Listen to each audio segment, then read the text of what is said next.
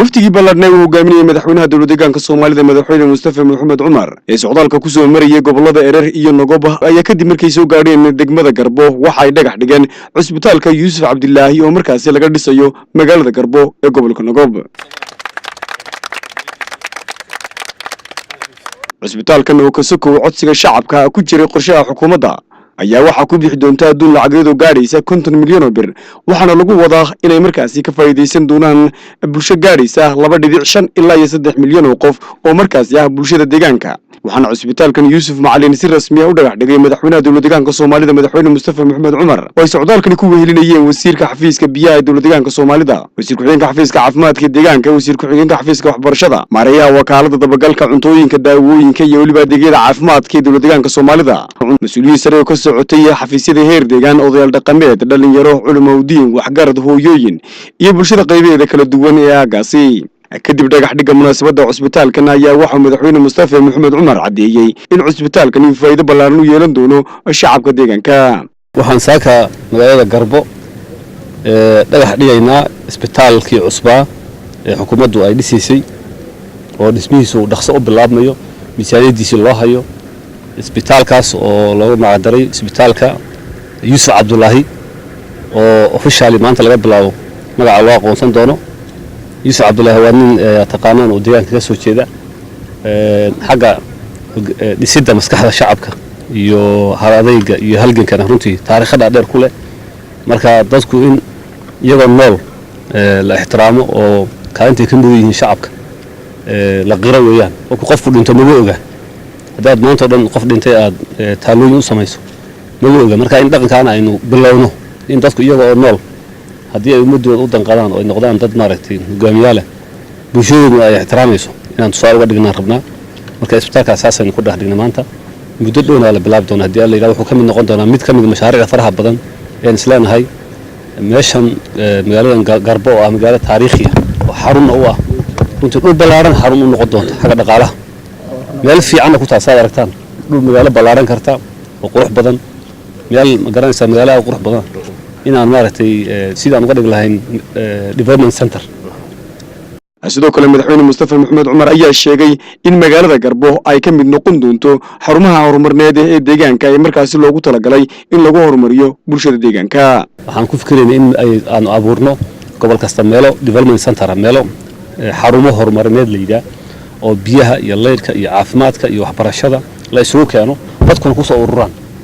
halka meel walba tuulo laga sameysanayo hal meel oo weyn oo magaalaha oo center ah in la sameeyo mid inay Garbo noqotaan rajeeyna haddii alla yiraahdo insha Allah haddii xooggan aan saari doonaa. wasiirka xigeenka xafiiska caafimaadka ee dowladdeegaanka Soomaalida Dr. Jawhar ayaa sidoo kale cadeeyay in cusbitaalkan ay ku baxday lacag gaadhaysa 50 milyan oo bir oo faa'iido ballaaran u leeyahay shacabka deegaanka. cusbitaalkan runtii adduunna lacag badan baa ku baxaysa ilaa 50 milyan baa hadda loo qabtay in lagu dhiso. Nogobna runtii baahida caafimaad ee jirta wax badan buu ka qaban doonaa oo ka bedeli doonaa. waana degdeg baa loo bilaabi doonaa. wax hadda ballan qaada ma ah, wax already lacagtiisa la qabtay oo dhaqso loo bilaabi doono. runtii arrintaas baahida caafimaad ee deegaankan iyo gobolkan wax weyn bay runtii ka tari doontaa haddii la yiraahdo. runtii bulshada gobolka Nogobna waxaan kula dardaarmi lahaa in dadaalkaas lagu jiray la garab istaago haddii la yiraahdo. dhankiisa gudoomiyaha gobolka Nogob Mudane Khadar Maxamed oo ka hadlay munaasabadani ayaa cadeeyay in shacabka gobolka Nogob ay si ballaaran u soo dhaweynayaan cusbitaalka iyo waliba mashaariicaha horumarneed ee markaasi lagu dhagax dhigi doono socdaalkan. runtii cusbitaalkan wuxuu u adeegi doonaa gobolka Nogob oo dhan buu u adeegi doonaa haddii Ilaahay yiraahdo. sida ugu dhaqsaha badan oo loo bilaabay haddii Ilaahay yiraahdo. aadna ma garanaysaa waan uga mahadcelinaynaa xukuumadda cusub iyo madaxweynahaba. isbitaalkan ma garanaysaa iyo mashaariic kale oo insha Allah taala sida hadda siiladiiba iyadana insha Allah taala mar dhow la dhagax dhigi doono haddii Ilaahay yiraahdo. marka aad baan ugu faraxsanahay oo soo dhaweynayna. ugaas Cabdirasaaq ugaas Maxamed Gaata oo ka mid ah odayaal dhaqameedka deegaanka isla markaasina ku hadlaya afka odayaal dhaqameedka gobolkaasi ayaa cadeeyay inay aad iyo aad u soo dhaweynayaan isla markaasina ay ku faraxsan yihiin dhagax dhigga cusbitaalkan iyo waliba mashaariicaha horumarneed guud ahaan laga fulinayo deegaanka. isla markaasina sheegay inay tani tahay bilow balse looga baahan yahay in xukuumaddu si dardar geliso mashaariicaha horumarneed ee markaasi ka fulinayso deegaanka. aad baan uga mahadcelinaynaa madaxweynaha fursadda ballaaran ee uu sameeyay deegaanka Nogobeed. anigu ka hadlayo odayaasha afka gobolka Nogbeed iyo guud ahaanba odayaasha waddanka. Gobolka Nogbeed oo ah gobolkada ugu ballaaran ka mid ah waa markii u horeysay uu nasiib u helo gobolku inuu helo isbitaal riferaal oo u adeego isbitaal guud ah. intaa hore ee la soo jiray waddankaas uu dhisnaa marna muusan helin. marka aad maqlayseen dadka dhibaato uma qabeen dadku, laakiin gobolka baaxadda leh waa markii u horeysay uu helo isbitaal weyn oo dadka u adeegi kara bulshada gobolka Nogbeed iyo dadka kale soo gaari karaba. marka guul bay u tahay gobolka Nogbeed, gaar ahaan degmada Garbe iyadana laga hirgeliyay. aad bay guul ugu tahay. aad baan uga mahadcelinaynaa madaxweynaha waddanka. in badan hadda jidkan soo maray waad arkayseen dhibaatadu lahaa. mar walbana waxaa la soo celcelin xukuumadii u xigay inuu waddanku horumar iyo wax ballaaran helay. runtii arrin aad murugale u leh yaan kala kulannay hadda intii aan wareegaynay gobolka Erar iyo Nogob.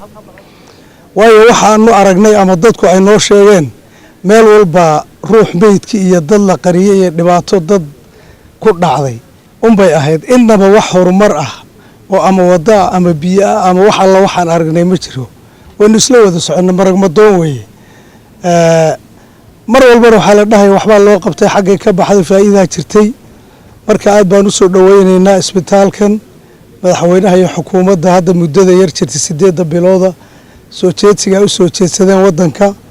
cisbitaalkan Yuusuf Cabdilaahi ee laga dhagax dhigay degmada Garbo ee gobolka Nogob ayaa waxa uu ka mid yahay mashaariicaha horumarneed ee ugu waaweyn socdaalkan isla markaasina tiir dhaxaad ka waa ujeedooyinka socdaalkan.